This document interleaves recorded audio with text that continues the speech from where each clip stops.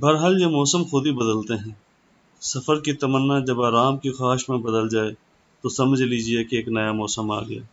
سکون کا موسم، آرام کا زمانہ، یادوں کے دن، گھر کے اندر عبادت کے زمانے، نصیحتوں کا وقت، احتیاط کے ایام، صحت کا خیال، زندگی کی کارگزاری کا حساب، کردہ اور نہ کردہ خطاؤں کی بازگشت۔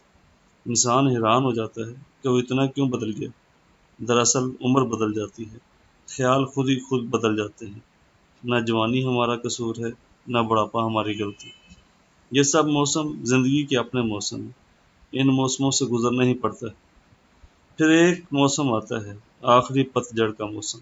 لاکھ کوشش کرو، ٹھہر نہیں سکتے، دیواریں قائم رہتی ہیں اور مکان اندر سے زمین بوس ہو جاتا ہے۔ وجود کے اندر کچھ بھی تو موجود نہیں رہتا۔ کہاں گئے سب کرشمے، سب قوا، سب رنگ؟ کیا ہوا؟ اس میں انسان کا کیا قصور؟ عظیم پہاڑ، سنگلاخ چٹانیں، ریت کا ڈھیر۔ انسان احتیاط کرے تو بھی کچھ نہیں کر سکتا۔ کیا انسان فصل کی طرح پیدا ہوتا ہے، مولی گاجر کی طرح؟ موسم سے آیا اور موسم کے دم سے زندہ رہا اور موسم کے ساتھ رخصت ہو گیا۔ کیا انسان کچھ بھی نہیں؟ کیا انسان اپنے ہونے میں بھی کچھ نہیں ہے؟ کیا انسان ریکارڈ شدہ کیسٹ کی طرح ہے، بس چلتا رہا اور پھر ختم ہو گیا؟ کیا یہ سب کچھ کاتب تقدیر کا ہے؟ اگر یہ سب کچھ اس کا ہے تو پھر انسان کا کیا ہے؟ انسان کو یہی بات تو مشکل معلوم ہوتی ہے۔ آزادی کیا ہے؟ آزادی کتنی ہے؟ مجبوری کیا ہے؟ مجبوری کس حد تک ہے؟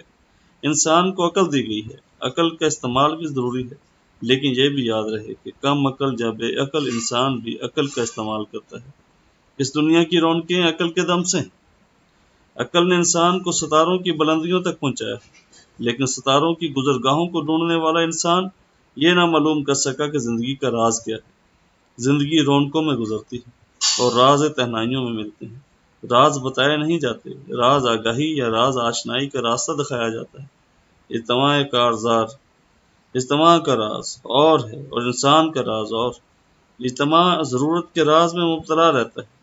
ضرورتیں پوری کرنا، اجتماعی مسائل کا حل سوچنا، شہر بنانا، شہری زندگی کی آشائشوں کا خیال رکھنا، صحت کے لیے شفا خانوں کا اہتمام، انتظام، تعلیم کے لیے سکول کالج بنانا، پانی کا اصول اور پانی کا نکاس، سڑکوں، روشنیوں اور دفتروں کا اہتمام، نیز اخبار، ریڈیو، ٹی وی وغیرہ، یہ سب اجتماعی ضرورت کی باتیں ہیں۔